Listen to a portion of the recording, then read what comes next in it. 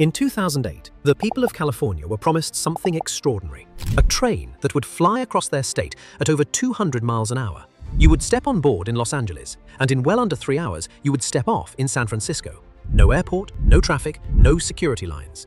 It would be the first true high-speed rail line in America, a gleaming symbol of the future. California lawmakers are doubling down on ensuring the controversial high-speed rail project continues, and that's despite ongoing funding issues and delays. And it would cost the taxpayers around $33 billion. The trains were supposed to be running by 2020. It is now well over a decade past that deadline. And if you go looking for that high-speed train today, you will not find it. Not in Los Angeles, not in San Francisco. Because after more than 16 years and billions upon billions of dollars spent, not a single mile of high-speed track has been laid. Not one. What does exist is a stretch of concrete viaducts and bridges rising out of the farmland in the middle of the state. Beautiful, enormous, and connecting almost nothing to almost nowhere. A bullet train with no bullet, and for now, no train. So how does the richest, most technologically advanced state in America promise its people the future, spend a fortune chasing it, and end up with a line of empty bridges in a field? Also laying tracks. Laying tracks, the nation's first high-speed rail system. Stay with me. Because the real number this project will cost is not the one they showed the voters. It is many, many times larger, and it is still climbing today. This is California's high-speed rail. California's high-speed rail project. It's set to one day connect Los Angeles and San Francisco, and eventually San Diego and Sacramento. To put the eventual numbers in perspective before we go further, the sums being discussed are large enough that by one calculation, you could have bought every single resident of Los Angeles and San Francisco something like 200 round-trip flights between the two cities, for the price of a train system that still does not connect them. The thing the train was meant to replace could have been handed to everyone for free hundreds of times over. Here is the thing you have to understand before any of the money makes sense. This is not really a story about a train. It is a story about a promise made to win a vote, before anyone truly knew what it would take to keep it. And once that promise was made, it became almost impossible to admit how impossible it actually was. It began with a vision that, honestly, was a good one. California is enormous. The two great cities at its ends, Los Angeles and San Francisco, are separated by about 380 miles. Flying between them is quick, but miserable. Driving takes 6 hours or more. For decades, planners looked at countries like Japan and France, with their sleek bullet trains gliding between cities, and asked a fair question: why can't America have this? So in 2008, the idea was put to the voters. A high-speed rail line, electric and fast, linking the state from top to bottom.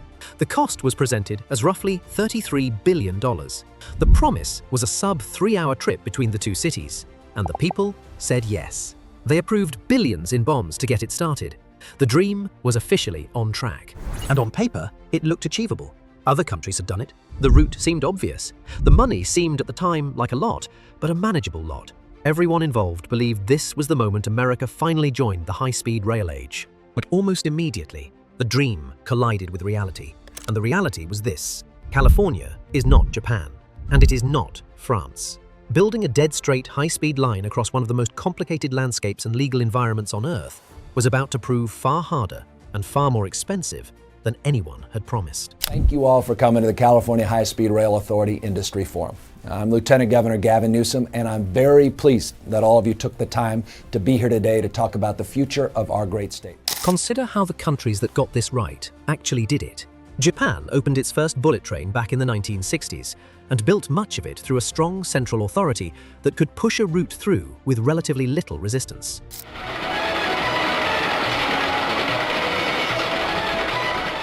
France did the same, laying long, straight, high-speed lines through open countryside under tight government control. In those places, the state could decide on a path and build it fast. California is a very different animal. It is a place of fierce property rights, layered environmental rules, dozens of overlapping local governments, and a legal system that gives almost anyone the right to challenge almost anything in court. The very things that make California, its protections, its process, its respect for the individual landowner, were the things that would make building a dead straight line across it extraordinarily slow and expensive. Nobody fully priced that in. To run a train at 200 miles an hour, the track has to be almost perfectly straight and almost perfectly flat. A bullet train cannot take a sharp bend or a steep hill. That means you cannot simply lay it along existing roads or wind it through towns. You have to carve a brand new ruler-straight path across the entire state, straight through mountains, across rivers, over fault lines, and, crucially, straight through land that other people already own. And that last part is where the trouble truly began. To build the line, the state needed to buy up thousands of individual parcels of land from thousands of separate owners, farmers, businesses, homeowners, each one a negotiation, each one a potential lawsuit, each one a delay. Picture the scale of it. A line stretching hundreds of miles needs a continuous, unbroken ribbon of land. And if even a single farmer or business in the middle refuses to sell, the whole line stalls at that point. You cannot route a high-speed train around someone's almond orchard with a quick detour. The physics will not allow it. So each holdout became a choke point. Lawyers were hired. Appraisers argued over what each plot was worth. Some properties had to be taken through forced legal processes that dragged on for years. And while all of this played out, construction crews sometimes sat idle or had to build in disconnected segments, a piece here, a piece there, because the land in between was still tied up in dispute. Land that was supposed to be acquired quickly took years. Some owners fought back in court. Costs for the land alone spiraled, and every month of delay added more. But buying the land was only the first of the problems, because they had to decide where exactly to build first. And the decision they made is one of the most criticized in the entire project. A new business plan says the full Los Angeles to San Francisco route could top $125 billion. Instead of starting with the busy, profitable stretch between the big cities, where the most passengers were, construction began in the Central Valley, the wide, flat, rural farmland in the middle of the state. On paper, there was logic to it. The land was flatter, cheaper, and easier to build on, and federal funding came with strings attached that pushed them toward that region. It was meant to be the easy part, the warm-up, but to the public, it looked baffling. The state was pouring billions into building a high-speed line between smaller Central Valley towns rather than the world-famous cities voters actually cared about. Critics gave it a nickname that has haunted the project ever since, the Train to Nowhere. And the name stuck, because from the outside, that is exactly what it looked like. Enormous bridges and viaducts marching across farmland, beginning nowhere in particular and ending nowhere in particular. And this is where the story stops being about a train and starts being about the way large public projects quietly devour money. Because here is the pattern that took hold, and it is the real lesson of this entire saga. Once a project like this begins, changing anything becomes ruinously expensive. As engineers got into the actual work, they constantly had to alter the plans, reroute around an obstacle here, redesign a structure there, settle a dispute somewhere else. Each of these is called a change order, and on this project, there were hundreds of them. By late 2025, the project had racked up nearly 600 such change orders, costing more than $2 billion on their own. And that figure alone was equal to a chunk of what the entire railway was originally supposed to cost. Think about what that means. The adjustments, the corrections, the just fix-it-as-we-go expenses. Those alone ran into the billions. The project was not just over budget, it was bleeding money through 1,000 small cuts, each one reasonable on its own, each one signed off, all of them together, adding up to a catastrophe. Project leaders now estimate the LA to San Francisco segment of the project will cost about $126 billion. And there was a quieter problem hiding underneath the construction costs, one that strikes at whether the train ever made financial sense at all. To justify a project this size, you have to promise that enough people will actually ride it to help pay it back. So the projections for how many passengers the line would carry were, let us say, generous. Critics and reviewers repeatedly questioned whether those ridership numbers were realistic, or whether they had been inflated to make the math look survivable. Because if the passenger forecasts were too optimistic, and many believed they were, then even a finished train might never earn anything close to what was needed to justify its staggering cost. The optimism was not just in the budget. It was baked into the very promise of how useful the thing would be. And the original price tag? It did not just creep upward, it detonated. Remember the number the voters were sold.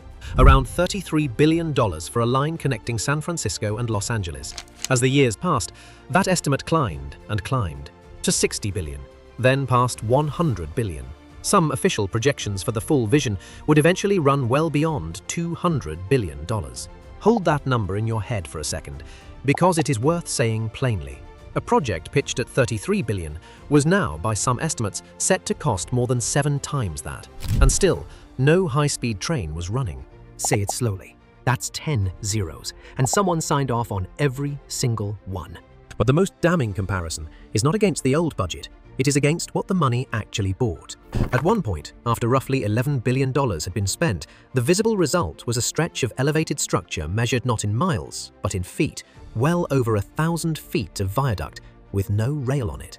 One technology executive put it bluntly, for a similar amount of money, a private space company had launched hundreds of rockets into orbit. Well, the controversial high-speed rail project facing more challenges right now due to funding. Station locations in the Central Valley may be moving, and no business plan has officially been okayed. California had built a few thousand feet of empty concrete. By now you might be asking the obvious question. If it was going so badly, why didn't they just stop? And that is the most important question in this entire story, because the answer explains almost every runaway project in history. They could not stop, precisely because they had already spent so much. Walking away would mean admitting that billions of dollars and more than a decade of work had bought a row of bridges and nothing else. No politician, no agency, no board wants to be the one who stands up and declares the dream officially dead and the money officially wasted. So the easier path every single time was to keep going, to find a little more money, to push the deadline a little further, to promise that the train was still coming. So how do you keep a project alive when it is years late, billions over budget, and has not carried a single passenger? You scale back the dream, quietly, and hope nobody notices. In 2019, the state's own governor acknowledged what had become impossible to deny. The full San Francisco to Los Angeles vision, as originally sold, was not happening on the original budget or anywhere near the original timeline. Instead, the focus would narrow. For now, the goal would be to complete a line within the Central Valley, connecting the cities of Merced and Bakersfield. Important cities to the people who live there, certainly, but a very long way from the glamorous coast-to-coast promise that had won the vote in the first place. And even that scaled-back goal began to slip. Deadlines that had been set for the early 2030s started to look shaky. The body in charge of the project faced report after report from its own watchdogs and reviewers, warning that the timeline could not be met, that the funding was not there, that the plans relied on money that did not yet exist. One reviewer, whose job was to monitor the project for the state, described it bluntly as a dead end. Those in the surrounding Wasco and Shafter area remain skeptical about the project. I think it's a waste of time and money. It was supposed to be done by a certain time and it's already past that time. Another senior official, remarkably, publicly admitted that mistakes had been made, that even the people building it had not fully understood what it would take to deliver. Then came the blow that threatened the whole thing.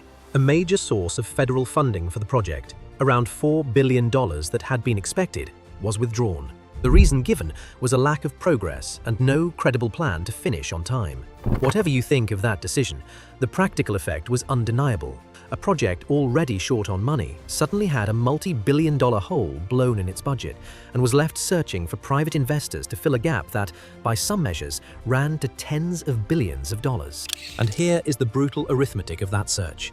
Who, looking at a project that is more than a decade late, more than $100 billion over its original estimate, and has never run a train, lines up to invest their own money in it? As one critic who had reviewed the finances put it plainly when asked if he would invest, he would not. So how did the future end up as a row of bridges in a field? It comes back to that very first promise. The $33 billion figure that won the vote was, in hindsight, wildly optimistic. A number built to be approved, not a number built to survive contact with reality. And once the public had said yes based on that number, an impossible trap snapped shut. To admit the true cost would be to admit the project should perhaps never have started. So instead, the work pressed on. The estimates climbed quietly, the deadlines slid, and the dream was scaled back a little at a time. Always with the promise that the money would be found, and the train would, someday, run. This is the anatomy of almost every great infrastructure disaster. It rarely begins with theft or stupidity. It begins with optimism, a beautiful vision, and a price tag chosen to make that vision sound affordable. Then comes the land, the lawsuits, the redesigns, the change orders, the delays, each one adding a little more, until the gap between the promise and the reality grows so vast that no one in charge can bridge it. And because too much has already been spent to simply walk away, the spending continues, year after year, on a dream that recedes faster than it can be built. California set out to build the future. What it has, for now, is one of the most expensive lessons in the world about the distance between a promise and a plan. Miles of magnificent, empty viaduct, standing in the sun, waiting for a train that was supposed to arrive years ago, and a price tag that is still, to this day, going up. No sides, no politics, just the receipts. Count the zeros.